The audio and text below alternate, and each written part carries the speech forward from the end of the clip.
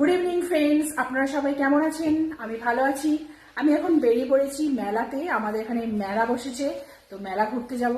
ভাবলাম আপনাদেরকে একটুখানি মেলা দেখাই আমার সঙ্গে। তো চলুন যা যাক। রিমবাবু রেডি, আর ওই যে অমরবাবু। চলো গো, বসে আছো কেন?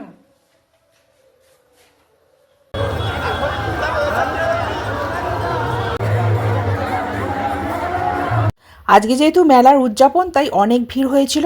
আমি এখানে চলে এসেছি মহাপ্রভুর মন্দিরে, একটুখানি পুজো দিলাম আর একটুখানি হরিলোটের বাতাসা ছড়ালাম। তো তারপরেই সব দোকানগুলো ঘুরে শেষমেশ একটা কাপ প্লেটের দোকানে ঢুকেছি। এখান থেকে কিছু কিনে নিয়েছি, কেননা মেলা থেকে বিশেষ কিছু আমি কিনি না, ওই টুকটাক কাপ প্লেটই কিনি। তারপরে চলে এলাম এখানে চাটপাটা ঘুগনি খেতে। খুব সুন্দর ঘুগনির টেস্ট, তো দারুণভাবে ঘুগনিটা খেলাম। খাওয়ার পরে নাগরদোলার দিকে একটু তাকাচ্ছিলাম। রিমবাবু তো কিছু বললো না চাপবে বলে। আসলে এখানে ছোট ছোট নাগরদোল্লা, ও আর কি বড় বড় নাগরদোল্লায় চাপতে ভালোবাসে।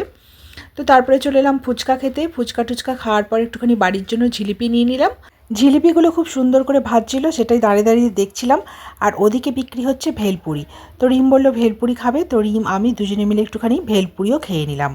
আর মেলাতে এসে এই ধরনের চটপটা খাবার তো খেতেই হয়। এদিকে বেগুনি ভাজছিল, পাঁপড় ভাজছিল, সেই সবও খেলাম। খেয়ে বাড়ি চলে এলাম। তো বিশেষ কিছু কিনিনি, নুনের কৌটো, কাপ এইসব কিনেছি, বাটি প্লেট এইসব কিনেছি। এর বেশি কিছু কিনিনি। বেশি কিছু মেলা থেকে আমি কিনিও না, অল্প অল্প জিনিসই কিনে থাকি। তো আপনারা তো দেখেই থাকবেন। আর পুজো দিয়েছিলাম সেই মিষ্টি জিলিপি।